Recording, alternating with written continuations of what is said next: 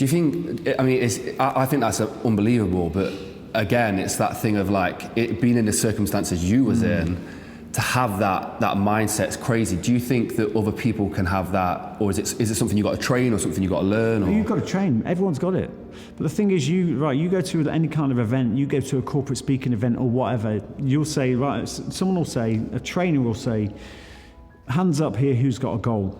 And you'll get some that put the hand up, some who like half do because they don't want to look stupid, and then you get the rest that just don't, so they don't.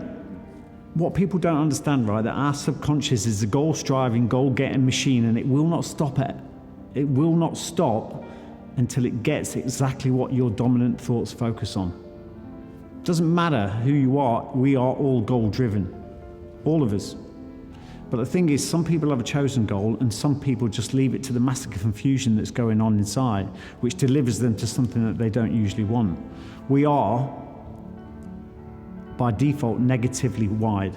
And the reason for that, it comes down to our evolution. Our evolution, as far as evolution is concerned, it wants us to keep doing what we did yesterday and the day before, because as far as it's concerned, that's what's kept us alive until today. It doesn't give a shit if you're happy or sad, whether it's a good situation or not. It wants to keep us in a repeat habit loop, okay? So if you're thinking negative thoughts, and we do, because we're wired that way, if you're thinking negative thoughts, you will keep getting more of that. You will keep getting more and more of that. And you have to change your mindset around that. And the only way you can do that is by having clearly defined goals. Because if you don't have a clearly defined goal, one will be given to you. And that will be based on what your thoughts are.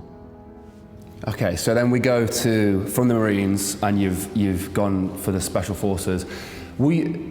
Special Forces selection, can you explain what that is? Because it was crazy to hear. Yeah, Special Forces selection is basically a process by which it's a process of elimination. There's a very low percentage of people that pass. I think it's within the sort of 3% kind of rate. 350 started mine. I was one of 5 that passed.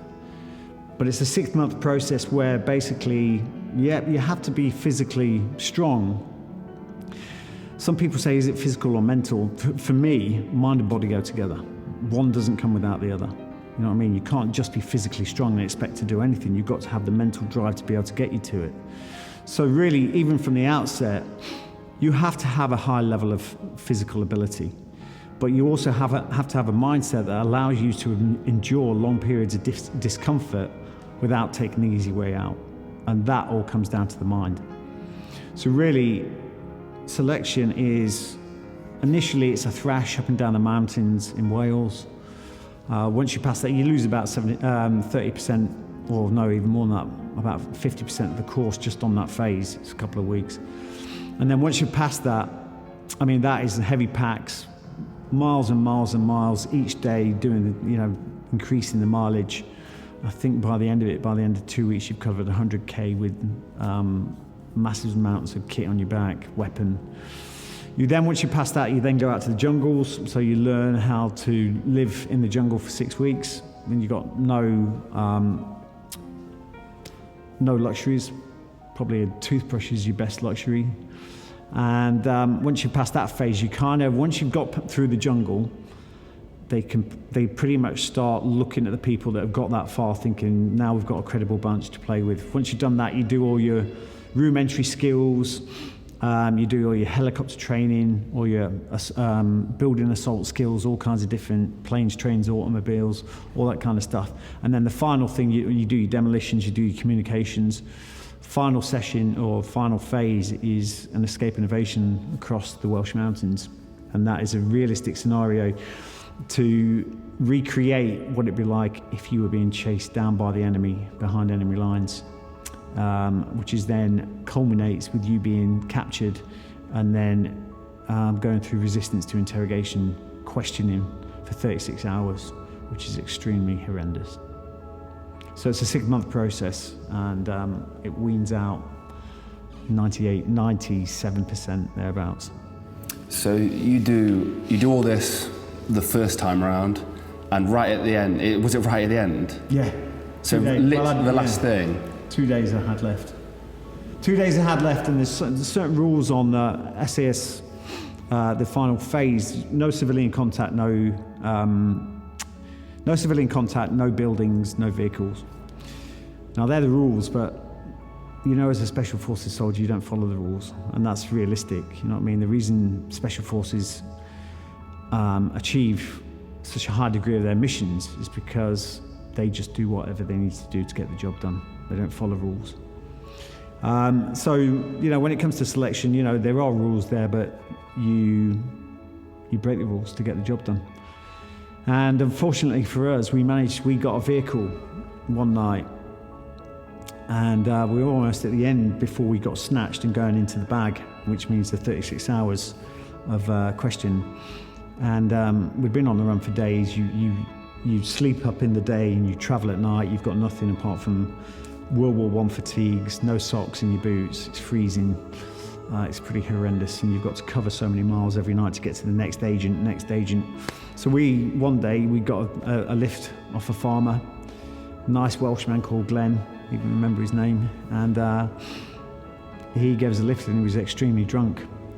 And he dropped us off on this hill. And it was in the middle of the night. There was helicopters flying over with big searchlights in the local area. There was dogs you could hear. There was a whole hunter force out there looking for us. And he stopped to let us out, and he opened his door. Then we heard a thud, and then there was nothing. No one came to open the thing because we couldn't get the thing open. So anyway, one of the lads kicked the doors open. They flew open, and we just ran into the woods, got away. And we're like, yes, got away with it.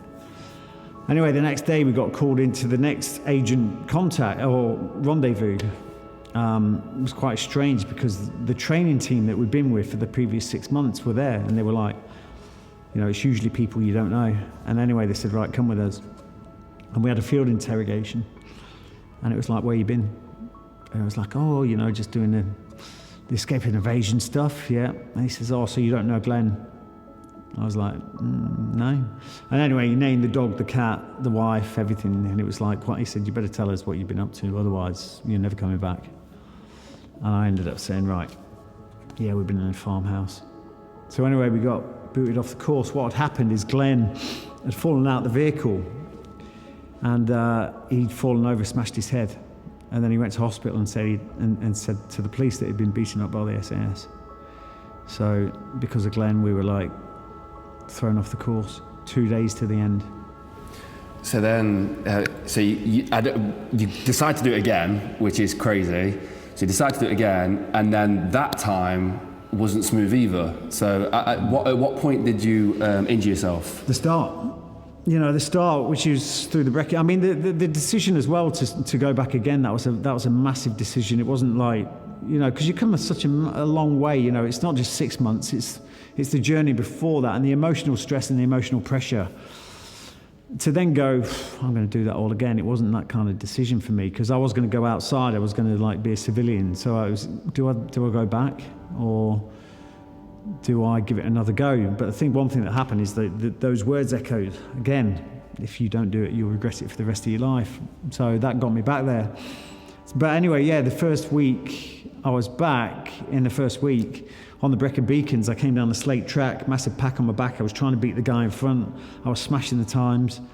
And as I came down, I stepped on a slate that slid under my foot, and my foot went 90 degrees, and I could feel all the tendons snap down the side, and I thought, fuck. Anyway, I got down to the bottom. Medics took my boot off, and as soon as they took the boot off, my leg just went, just came out. I can remember seeing one of the training team walk past, and he just went to the other guys. He went, finished. And I was like, fuck, I'm not finished. I can't allow this to end this journey.